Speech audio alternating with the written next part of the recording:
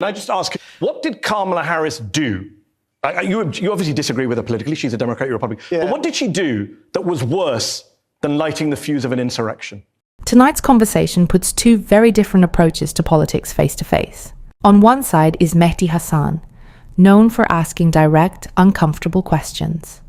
On the other side sits Mick Mulvaney, who once worked at the center of power during the presidency of Donald Trump.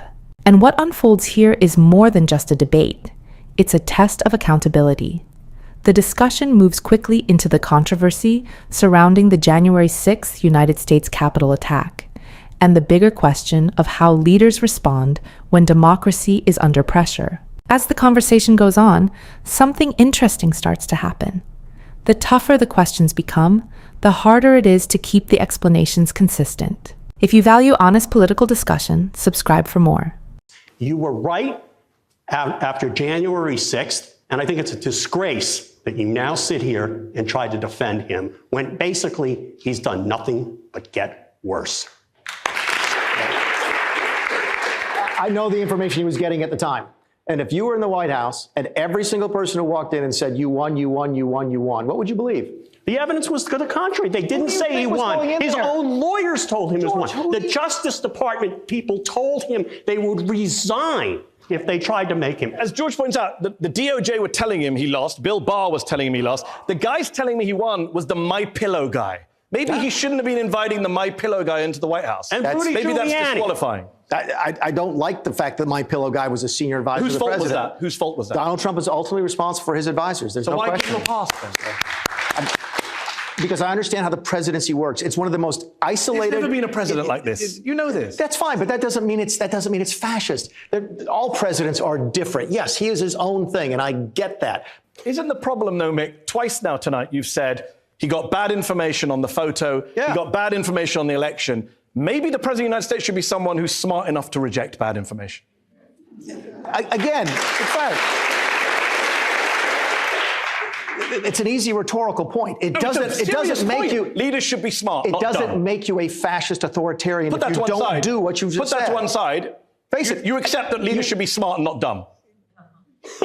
Yes, I would prefer people to be smart and not dumb. And yet tonight you've told the audience that Donald Trump was dumb on two occasions. He listened to a My Pillow guy and he listened to an unnamed aide who gave him a clearly doctored image. My difficulty with the Trump decision-making was allowing those people to be advisors to the president in the first place. Okay, let me bring in Greg. Greg Swenson, do you believe that Donald Trump won the 2020 election?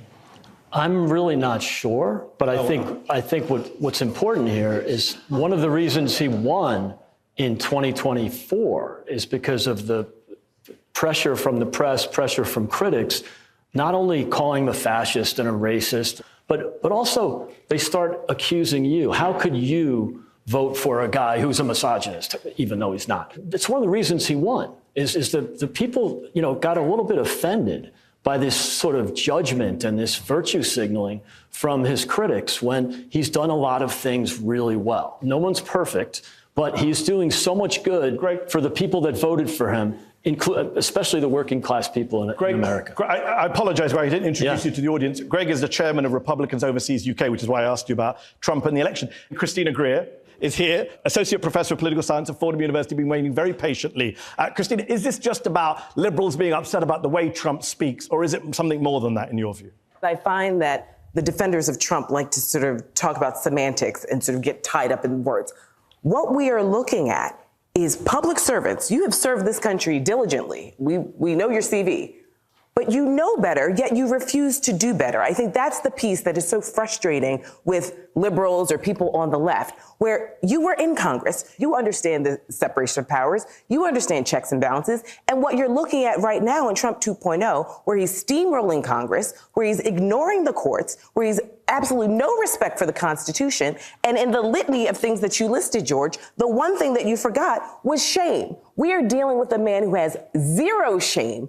And what's even worse is that we're looking at people who were serving in Congress, who were Republicans, who actually know that this man is actually eroding our constitutional rights. And he's only able to do it because there are good-meaning Republicans who've just forgotten that they are here to serve the American people and not writing op-eds for one man and not serving one man. I get the part that you don't like the fact that he has any shame. I get that. Is he the ideal person for president of the United States? No, but I'm okay with him being the president. I'm especially okay with him being the president over the other choice, because that's what we had. We had a binary choice. You don't get a chance to sit back. It's one of the reasons I was critical of him in the Republican primary. Primaries are when we get a chance to go and say, you know what? I get to vote for the very best person I want. In a general, it's a binary choice. This is the moment where the conversation starts revealing something deeper than just a disagreement. Conservative lawyer George Conway looks directly at Mick Mulvaney and calls out a contradiction that many people have noticed since the aftermath of the January 6th United States Capitol attack. Shortly after that day, Mulvaney himself acknowledged how serious the situation was. But now, sitting here in this conversation, he appears to be defending the same leadership he once criticized. And that's where the tension in the exchange really begins to build. Because when the discussion turns to the 2020 election, the explanation offered is that Donald Trump was simply receiving bad information. But that raises a difficult question. At the time, multiple officials, including members of the Justice Department and people inside his own legal team, were telling him there was no evidence that the election had been stolen. Yet the argument being presented here is that the president relied on voices outside those institutions instead. This is where Mehdi Hasan presses the issue. If a leader repeatedly accepts claims that contradict the evidence coming from their own government, the real question becomes one of responsibility. Leadership isn't about getting every decision perfect, but it does require the ability to recognize credible information when it comes from trusted institutions. And then comes one of the most revealing moments in the exchange. Greg Swenson is asked a very direct question. Do you believe Trump won the 2020 election? It's a simple question about an event that has already gone through recounts, court challenges, and official certification across the country. Yet the response isn't certainty, it's hesitation. I'm not really sure. 6 years later, that hesitation says a lot about how the debate over the 2020 election continues to shape political conversations in the United States. And moments like this reveal why discussions about truth, accountability, and trust in democratic institutions remain so central to the national conversation. Can I just ask, what did Kamala Harris do? You obviously disagree with her politically. She's a Democrat, you're a Republican. Yeah. But what did she do that was worse than lighting the fuse of an insurrection? It was the...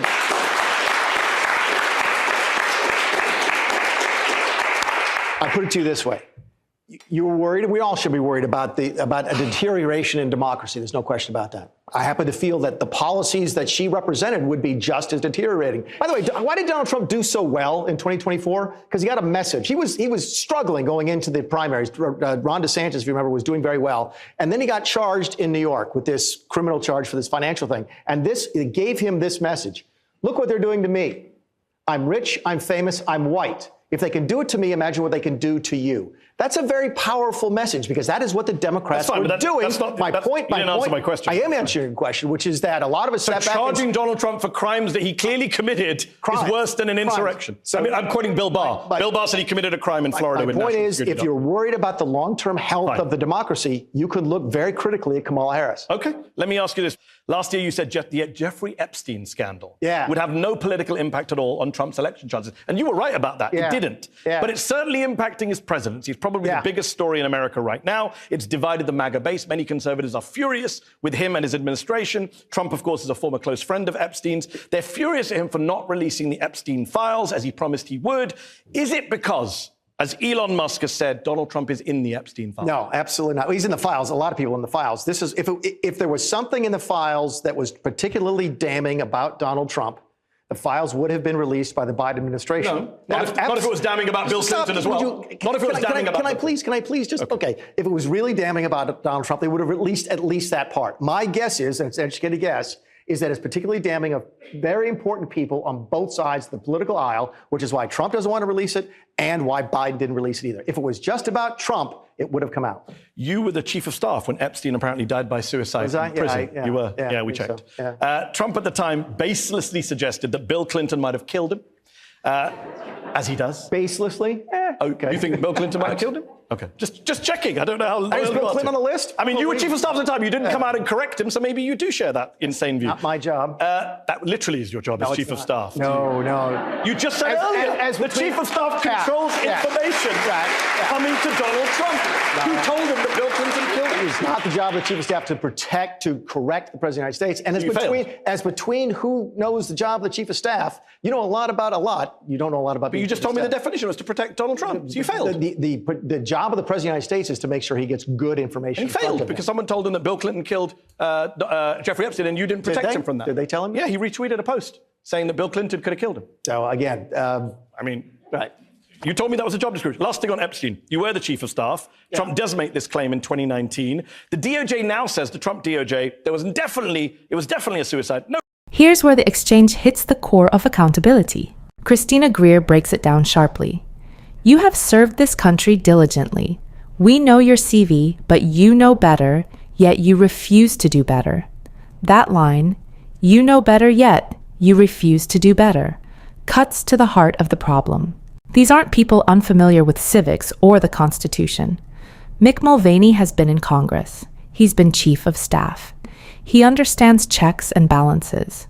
And yet, he chooses to ignore them. Then comes the question that should end the argument once and for all. Mehdi Hasan asks, what did Kamala Harris do that was worse than lighting the fuse of an insurrection? Silence. Mick can't name a single policy, action, or decision. Nothing. There is simply no comparison. One side attempted to overturn election results violently, the other did not. It's that clear. And yet, Mulvaney tries to argue that holding someone accountable through the legal system, the very mechanism that separates a democracy from authoritarian rule, is somehow worse than an insurrection. Let that sink in.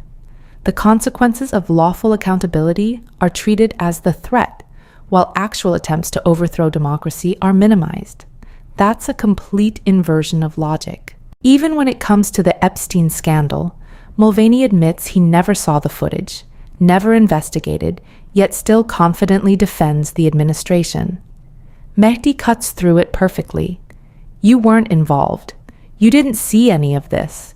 How can you speak with authority about something you admit you know nothing about? You can't have it both ways. Leadership and accountability aren't optional. Ignoring them exposes the real fracture lines in our system. Both ways. No cover-up, there's no files, and yet they've released a tape from prison, which is missing a minute of footage, and which it now turns out seems to have been edited.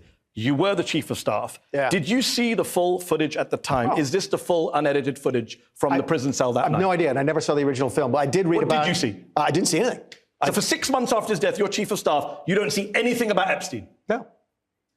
You don't think that's strange? Well, no, I don't think it was strange at all. Why? Because it's not the type of thing that rises up to the level of the President of the United States on an ordinary basis. It's not. No, I mean, it literally is right now. It is.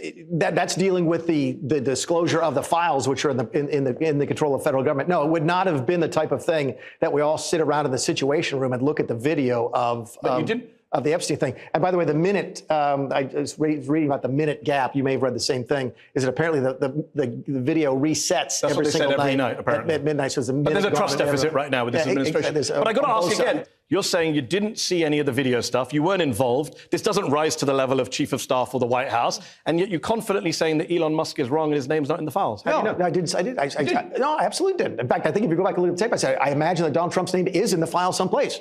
There's photographs of them together. Okay. So if there's a file someplace, which I assume there is. Trump says his name is not in anything. So he's lying. I could imagine. Why? There'd be photographs of him. But he said it's not him. I have to imagine his name is on the list someplace. He was a member at Mar-a-Lago. By the way, Trump kicked him out of Mar-a-Lago for being too weird. True story. I mean, he also said he's a terrific guy who likes younger women. So. Mick Mulvaney, thank you for being here. We've got more to go. We're going to talk to our very patient audience here at London's Conway Hall. We're going to go back to our panel of experts. We've got much more to talk to Mick Mulvaney, former White House Chief of Staff to Donald Trump. After a very short break, don't go anywhere.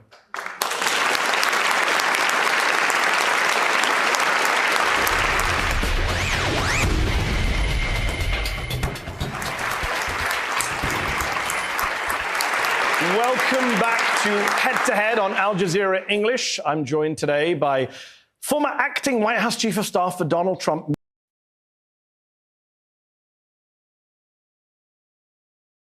Here's where the strategy starts to completely unravel. And it's a lesson in what happens when accountability is ignored.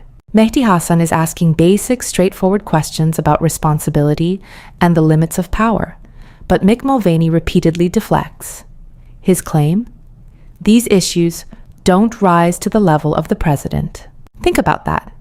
Scandals involving individuals with connections to powerful people across multiple administrations, actions that touch the core of governance and public trust, are treated as if they're trivial.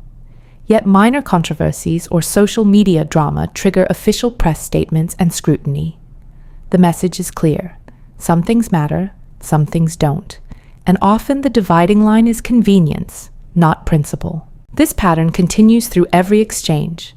Serious questions about abuse of power, undermining court orders, and targeting political opponents are met with deflection, or the classic excuse, well, other people did bad things too. That's not justification. It's an admission that no defense exists. It's a tacit acknowledgement that wrongdoing is acceptable if it's convenient. What makes this so striking is that Mulvaney knows better. He isn't naive, he isn't confused, he has written budgets, managed government agencies, and stood in the Oval Office. He understands the separation of powers and the constitutional limits that define the presidency. And yet, when asked whether those principles actually matter in practice, his answer is essentially, we had a binary choice. You pick the lesser evil. As if the integrity of democratic institutions can be discarded simply because someone disliked the alternative. History will judge moments like this harshly. It will ask, where were the people who understood the stakes? Where were the officials entrusted with upholding the Constitution? And the answer, based on this exchange, is alarming. They were on television justifying the unjustifiable, writing op-eds defending actions that eroded the rule of law, and choosing loyalty over principle. They picked a side, and it was not the side of democracy, accountability, or the Constitution. This is the legacy being shaped in real time. No amount of spin, deflection, or revisionism will alter it. What we see here is a blueprint for how governance can fail when those in power refuse to uphold the very standards they are sworn to protect. Accountability, integrity, and respect for democratic norms are not optional. They are essential. And moments like this show exactly why citizens, journalists, and institutions must remain vigilant, persistent, and unwavering. Leave your thoughts in the comments. Engage, question, and hold power to account. The future of democracy depends on it.